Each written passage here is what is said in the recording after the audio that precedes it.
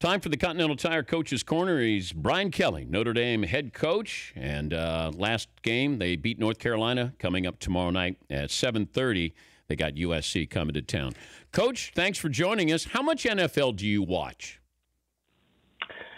Very little. I mean, Sundays when we're in here breaking down film, I'll have it on as kind of the backdrop, but I don't get a chance really to focus much on the NFL. Do you think the NFL borrows more from college than college borrows from the NFL? I think it really depends in certain situations. I think the quarterback situation as it is right now requires some of the NFL teams to borrow some of the college schemes to fit the quarterback. But I would say for the most part, the NFL has a system of offense and defensive structure that they follow closely with and have been for a number of years. I'd say that the change, though, Dan, is probably trying to fit some of the offenses to the quarterbacks that are coming out. Speaking of quarterbacks, the difference between Sam Darnold this year from what you've seen as opposed to last year is what? He's a similar player. I think, a second year in the offense, trying to do a lot. And sometimes that gets you into a little bit of a problem with trying to force some things. But he's as advertised in terms of the ability to get the ball out of his hands, athleticism. He has all of the traits, maybe trying to do a little bit too much sometimes. And again, probably the fishbowl effect, right? Yeah. Everybody's got eyes on him, trying to make some plays, young guy, but just a terrifically talented player. You made a name for yourself as being an offensive-minded guy, not being afraid to open it up, throw the football. Now I got a defensive-minded team and a running football team. How did this happen? Well, I think you needed to put sense to who we were going to recruit here at Notre Dame, and that was that we were going to get physical players, offensive linemen, that really, I think lended itself to a more physical style of football. And, it doesn't mean you can't throw the football. It doesn't mean you have to be balanced. Yeah. I mean, there's no question about that in whatever you do, but I think it just lended itself to a more physical kind of football team. And so went about making those philosophical changes, and we had the pieces here already. It just made sense to move in that direction. I don't know if you're enjoying yourself more this year. It feels like that, but are you? I am. I really am. I think, freeing me up in terms of not having to be, creating offensive structure and, being in those type of meetings and being more around the players. It's really why you do this, is the relationships that you build with the players, and that's fun. I mean, look, they're 18 to 21-year-olds. It makes you young, and getting a chance to see them develop. Again, that's why you would do this. That's why you put in 70, 80 hours a week, and I think that that's really energizing. And you're dancing in the locker room? I wouldn't call it dancing. What'd your wife call it? Oh, there's some words I can't use. I will say this, when you're around young guys, it's like I said, I think you feel as though you're more part of it, and you get excited with them, and it's fun. The absent professor comment that you said you were last year, how did you get in that position where you were the absent professor? Well, I think, again, it's always, about how you choose your words at the time that you're talking, with whomever I was talking with.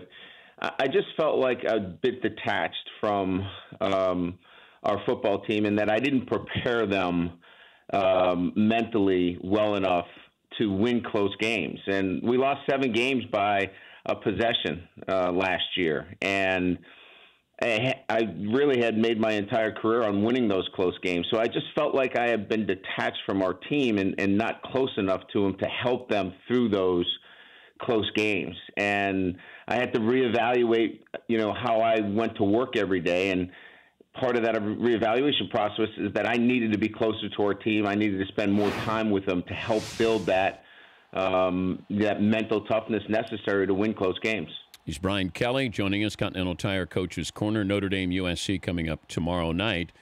Is it still beneficial to be independent? As I look at that second half of the schedule here, Coach, you got a brutal run coming up, man. Yeah, certainly, we still love the ability to play the kind of schedule we play, and it's a difficult schedule, but it still has to stand up to teams that are going to play 13 games with the conference championship. So it's going to be rigorous, and it has to be, and we've got to win all of our games. And so, our challenge here is there is no conference championship, so you're playing for a national championship, or what are you playing for? So your schedule has to look that way, and that's what the trade-off is of being independent. So our guys know that when they come to Notre Dame. We know that going into the season, so we embrace it, and we look at it as a positive coming in. The pressures there. Obviously, I don't have to spell those out, but did you ever think that your job could have been in jeopardy following last season? Oh, I think at Notre Dame there's a standard, and I didn't live up to the standard. And when you don't live up to a standard of play here at Notre Dame, you're going to be scrutinized for that, and you're going to be evaluated as such. But I think not only at Notre Dame, but there's probably a dozen schools that fall under that same category. That if you don't live up to that standard of play, you're going to be evaluated as such. And Notre Dame is in that same boat in terms of, we want to develop our players. We want to graduate all of our players. We want to play for championships, but there's still a standard of play. And we didn't live up to that standard. And to get the scrutiny that I did, it was certainly deserving. If you rush for 300 yards tomorrow night, finish that sentence. If we rush for 300 yards and take care of the football, we'll win the football game. Okay. Well, you've been doing that so far, and the defense has been getting some takeaways here, but this a little bit different with USC. They're yeah. I mean, look, this is a game where for me, this is an incredibly dynamic offense. Look, I've watched enough of USC over the years, having played them. They've had great players. They still have great players. You've got to be able to slow them down, and we got to keep 14 off the field, Sam Darnold. And so 300 yards rushing would be awesome, but you're right. There are other factors that have to come into this game as well. And, we're going to have to play up to the level that we have defensively. And Mike Elko's done a great job taking the football away and playing good defense. So it's going to be fun. USC, Notre Dame playing – a game that really means something at this time of the year. I think it's good TV. Did you recruit Sam Darnold?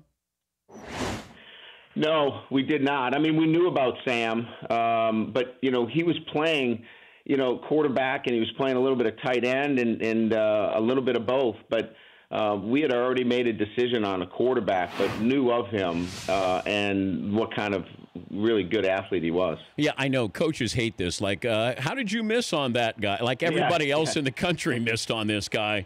But you knew about him, but you weren't quite sure what kind of quarterback he was going to be.